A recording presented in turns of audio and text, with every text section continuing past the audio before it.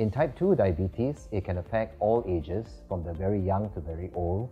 People who live an otherwise healthy lifestyle may still get diabetes because of a strong genetic potential for diabetes, and this is brought on by a family history.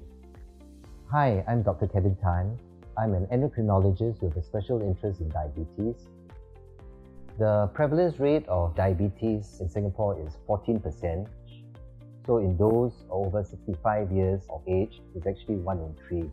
So the two more commoner forms of diabetes are type 2 and type 1 diabetes. Type 2 diabetes is actually more common. It accounts for about 95% of all people with diabetes. In type 2 diabetes, what is basically wrong is that there may be sufficient insulin in the body, but the insulin is ineffective. The medical term for it is insulin resistance. And so it's unable to control blood sugar, and that causes high blood sugar, which is a hallmark of diabetes. Type 1 diabetes is less common. It accounts for 5% of all persons with diabetes. In type 1 diabetes, there is insufficient insulin in the body, and the reason for that is because there is destruction of the pancreas, which is the factory that produces insulin in the body, and as a result of that, persons with type 1 diabetes don't have enough insulin. They need to give insulin shots for survival as well as control of their diabetes. So as with most chronic conditions, it is an interplay between genes, genetic, as well as environment. People with a family history of diabetes, they have a stronger risk of getting type 2 diabetes, but there is also an environmental factor in both type 2 and type 1 diabetes. The biggest environmental factor in type 2 diabetes is being overweight. It's having a lifestyle that encompasses sedentary lifestyle, lack of exercise, too much eating, leading to overweight, and that can drive type 2 diabetes. So diagnosing diabetes is simple. All it requires is for the person to visit their family doctor and do a fasting blood sugar check, and the level on the blood sugar check will tell the doctor and tell the person whether he has diabetes. So diabetes does predispose to what we call complications, which is end organ damage to the organs because of long-standing diabetes which is poorly controlled.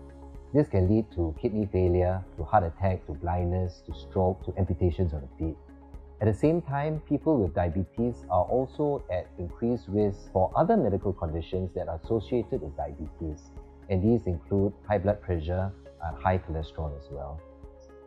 We usually differentiate the treatment between type 2 and type 1 diabetes. Type 2 diabetes, besides diet and lifestyle changes, there's a whole host of oral medication that can help a person control his blood sugars, and there have been new molecules, new drugs over the years that can do that. For type 1 diabetes, it is mainly insulin shots to control the condition.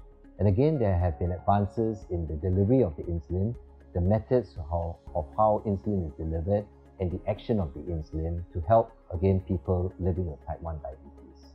If the person is at risk for type 2 diabetes, then he can be proactive in preventing getting diabetes, and that is by leading a healthy lifestyle, by regular exercise, and by losing weight if he is overweight.